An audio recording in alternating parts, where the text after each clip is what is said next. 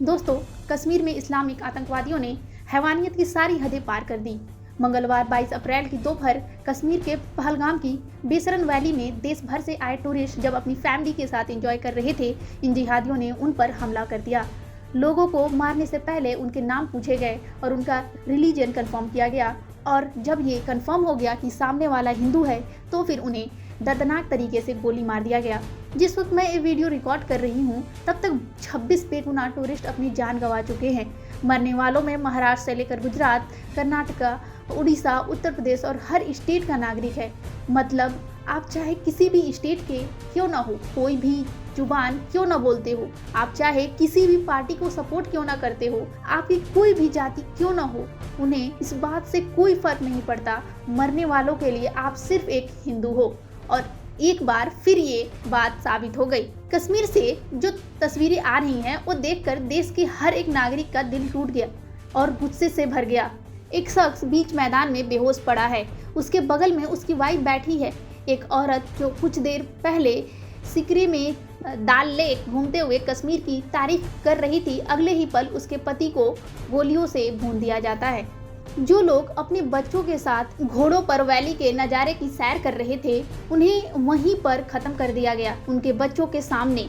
हर हिंदुस्तानी की तरह मेरे मन में भी बहुत गुस्सा है। समझ नहीं आ पा रहा कि क्या कहूँ क्या ना कहूँ। समझ में नहीं आ रहा कि इस हमले के लिए उन पाकिस्तानी या लोकल आतंकवादियों को कोसूं जिन्होंने उन मासूम लोगों को मारा, या सरकार को कोसूं जो अपने ही लोगों को सिक्योरिटी नहीं दे पाई। लेकिन मैं दावे से कह सकती हूँ कि भारत दुनिया में शायद इकलौता ऐसा देश होगा जहाँ की मेजॉरिटी पॉपुलेशन को उसी की एक राज्य में सिर्फ उसके धर्म की वजह से कत्ल कर दिया जाता है। क्या आप कल्पना कर सकते हो, इमेजिन कर सकते हो कि पाकिस्तान या बांग्लादेश में किसी मुस्लिम को इसलिए मार दिया जाता है क्योंकि वो मुस्लिम है, या अमेरिका या ब्रिटेन की किसी स्टेट में किसी क्रिश्चियन को सिर्फ इसलिए मार दिया जाता है क्योंकि वो क्रिश्चियन है। लेकिन अफसोस, पूरी दुनिया में भारत ही एक ऐसा देश है जो हिंदू मेजॉरिटी है, बावजूद इसके उसी के एक स्टेट में हिंदुओं को उनके धर्म की वजह से कत्ल कर दिया जाता है। इसके बावजूद नैरेटिव क्या बनाया जाता है कि हिंदू तो ऑपरेसर है, अपने देश में माइनॉरिटी को दबा रहा है। ये तो इस्लामोफोबिया हो गया है। एक औरत बताती है, जिस बंदे ने मेरे पति को मारा, मैंने उससे बोला मुझे भी मार दो, फिर उसने बोला कि तुम्हें नहीं मारूंगा, बस जाके ये मोदी को बोलो। पहलगाम में हिंदू टूरिस्ट पर किया हमला कोई साधारण हमला नहीं है, ना ही कोई आखिरी हमला है। अब मैं आपसे पूछना चाहती हूँ, पहलगाम में फैमिली के साथ घूमने आए टूरिस्ट हो या रिसई में माता वैष्णो देवी के दर्शन करने आए तीर्थयात्री, इन लोगों का कश्मीरी समस्या से क्या लेना देना। लेकिन आप पहलगाम में लोगों का धर्म पूछकर उन्हें गोली मारते हो, रिसई में वैष्णो देवी के यात्रियों को गोली मारते हो। दोनों ही जगह पर आप हिंदू यात्रियों को टारगेट करते हो और फिर आप कहते हो कि आप कश्मीर की आज़ादी के लिए लड़ रहे हो। आपकी लड़ाई का मजहब से कोई लेना देना नहीं है। इन जिहादियों को किसी चीज से कोई लेना देना नहीं। अगर आप नॉन मुस्लिम हैं तो फिर आप मरने के हकदार हैं। ये लोग कश्मीर और कश्मीरियात की इतनी बातें करते हैं, लेकिन ये उन कश्मीरी पंडितों को भी कश्मीर में नहीं रहने देते जो इस धरती के मूल निवासी हैं। एक टाइम था जब कश्मीर में आए दिन पत्थरबाजी होती थी, जब पाकिस्तानी पैसे पर कश्मीर में अलगाववाद फैलाने वाले हुर्रियत के लोग हर दिन बंद करवा देते थे। तब कुछ लोगों का ये रोना था कि सरकार तो रोजगार नहीं दे रही, टूरिस्ट यहाँ आता नहीं है, इसीलिए यहाँ का यूथ, यहाँ के नौजवान नाराज हैं। लेकिन भाई, आर्टिकल 370 हटने के बाद तो आज रिकॉर्ड तोड़ टूरिस्ट कश्मीर आ रहे हैं। पिछले साल ही 2 करोड़ 35 लाख टूरिस्ट कश्मीर गए। लोकसभा और विधानसभा चुनाव में रिकॉर्ड वोटिंग हो रही है। श्रीनगर में फार्मूला 1 रेस हो रही है। G20 जैसे अंतर्राष्ट्रीय इवेंट्स हो रहे हैं। चेनाब नदी पर भारत के इंजीनियर्स ने दुनिया का सबसे बड़ा रेलवे ब्रिज बना दिया है। दिल्ली से श्रीनगर तक सीधी ट्रेन चलने वाली है। कश्मीर की सड़कों पर बुलेट गन चलना बंद हो गई है। बच्चे रोज स्कूल जा रहे हैं। बावजूद इसके अगर इस तरह की हमले होते हैं तो आप ये समझ जाए कि कश्मीर में आतंकवाद का ना तो कोई रोजगार से लेना देना तब था और ना ही आज है।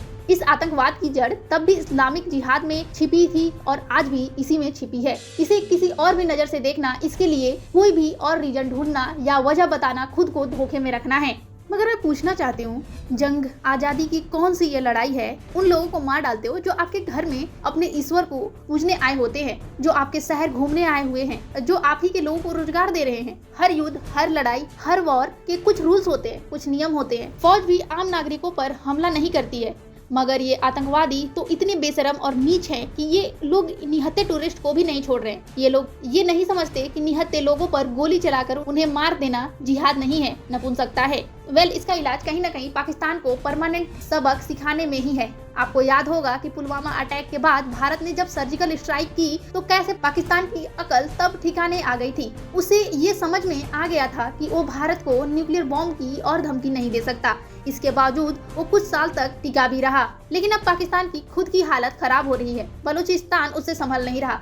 उनका देश हर दिन और गहरे गड्ढे में जा रहा है और जब भी उनके देश की हालत खराब होने लगती है तो पाकिस्तान फौज वहां की आवाम को कश्मीर का लॉलीपॉप पकड़ा देती है। अभी कुछ दिन पहले Pakistani army chief general Munir ने हिंदुस्तान को लेकर जहर उगला था। उन्होंने फिर से कश्मीर का झुंझुना बजाया था। तभी लोग समझ गए थे कि लगता है फिर से ताकत इनके हाथ से फिसल रही है। इसीलिए उन्होंने कश्मीर में ये कांड करवा दिया है ताकि ये एक बार फिर भारत पाकिस्तान आमने सामने आ जाए। फिर वहां की आवाम को भारत का डर दिखाया जाए और पाकिस्तान पर अपनी पकड़ को और मजबूत किया जाए। लेकिन टाइम आ गया है दोस्तों कि भारत भी अब पाकिस्तान को ये क्लियरली बता दे कि कश्मीर पाकिस्तानी आर्मी के सत्ता में बने रहने के लिए एक प्रयोगशाला नहीं बन सकती। मतलब जब तुम्हें अपनी आवाम को डराना हो तो कश्मीर में हालात खराब कर दो। इसीलिए जरूरी है कि अब पाकिस्तान का परमानेंट इलाज किया जाए, जिससे ये मुल्क इस लायक भी ना रहे कि कश्मीर की तरफ देख भी पाए। और सबसे इम्पोर्टेंट बात दोस्तों कि हमें अपने देश के अंदर बैठे उन लोगों को भी पहचानना होगा जो ऐसे आतंकवाद के लिए जमीन तैयार करते हैं। वो जो कश्मीर के आतंकवाद को आजादी की लड़ाई कहते हैं, वो जो आतंकवादियों की मौत पर जुलूस निकालते हैं, वो जो पत्थरबाजों को मासूम बताते हैं, ऐसे लोगों से अब कोई भी नरमी नहीं होनी चाहिए। ये लोग जहर बोते हैं और फिर मासूम की लाशें गिरती हैं। हमें ये भी समझना होगा कि आतंकवाद से लड़ाई सिर्फ फौज की लड़ाई नहीं होती है, ये हर हिंदुस्तानी की लड़ाई है। जब तक देश के हर नागरिक को इस बात का एहसास नहीं होगा तब तक कोई भी सरकार, कोई भी सेना, कोई भी सर्जिकल स्ट्राइक आतंकवाद का जड़ से खात्मा नहीं कर सकती। ये लड़ाई एक विचारधारा से है जो इंसान की जान को मजहब के तराजू में तौलती है, जो ये मानती है कि अगर सामने वाला मेरे धर्म का नहीं है तो उसकी जान की कोई कीमत नहीं है। इस आइडियोलॉजी से निपटने के लिए न सिर्फ बंदूकें चाहिए बल्कि एक जागा हुआ समाज भी चाहिए। यही टाइम है पाक अधिकृत कश्मीर की प्रॉब्लम का परमानेंट इलाज कर दिया जाए।